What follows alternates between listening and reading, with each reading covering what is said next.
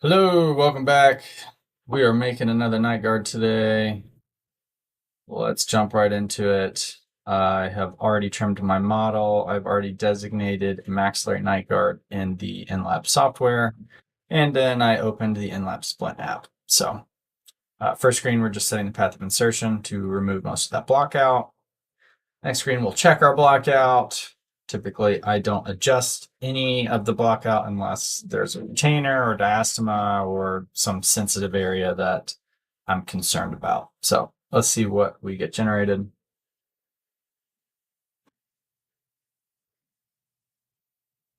Looks fine to me. We're going to keep that. Moving forward,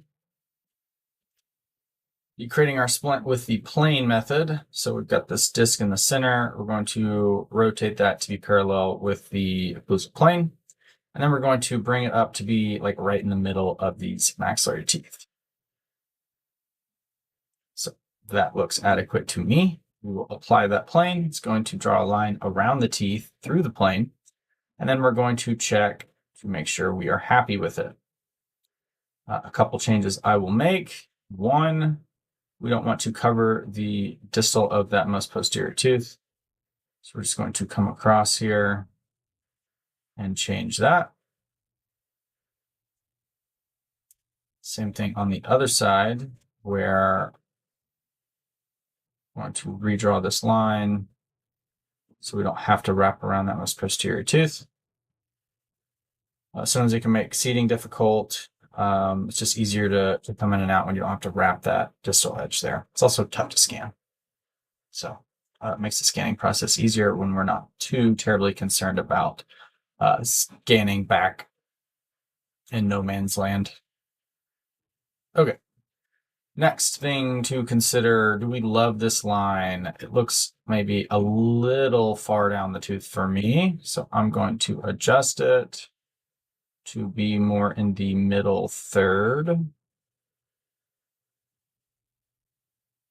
Making a pretty big bite here. We'll see how the computation does.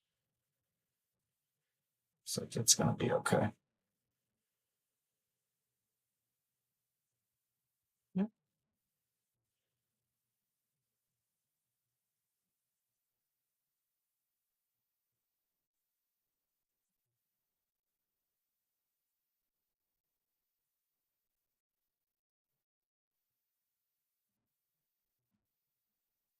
Okay. Check the palatal aspect. Look okay with this. I believe this is a bridge she's got, so I don't really want to be under that pontic. I'm just going to bring this line up.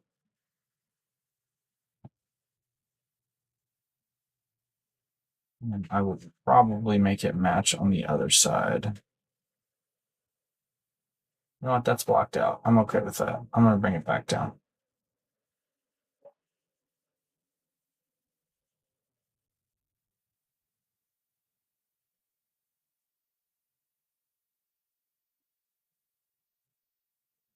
Okay.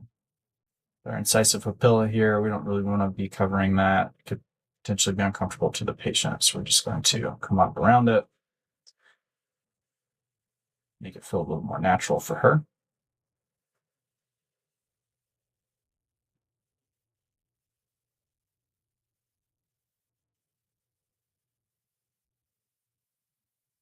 Okay.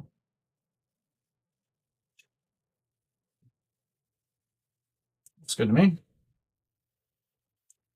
Thickness about 2 millimeters. Spacer is 100 microns. I don't change that. We want to round our transition points. We want to plane the occlusion so that it's flat. Let's just apply all of these settings and see what it generates.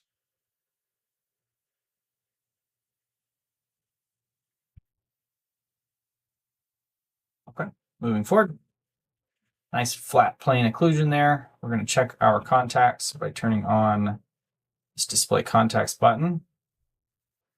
Some of it is and we've just got a few of these yellow spots showing high occlusion. So first thing I'm going to do is form add. So I want to give her occlusion here. That's better. Next thing I'll do is put the opposing arch on. I'm going to turn that opacity all the way up so I can use it as a shield. I do want to adjust high spots. I do not want to adjust places that I'm happy with, or places that are, creating that flat plane occlusion. So smooth tool won't work here because it's already flat. We're going to use the remove tool, and we're going to come in and remove any of these yellow spots. So yellow just means the contact is simply too intense. We don't know how intense. It may be a mile. It may be a millimeter. It doesn't really tell us. It just says, hey, too much. Green is what we're looking for. So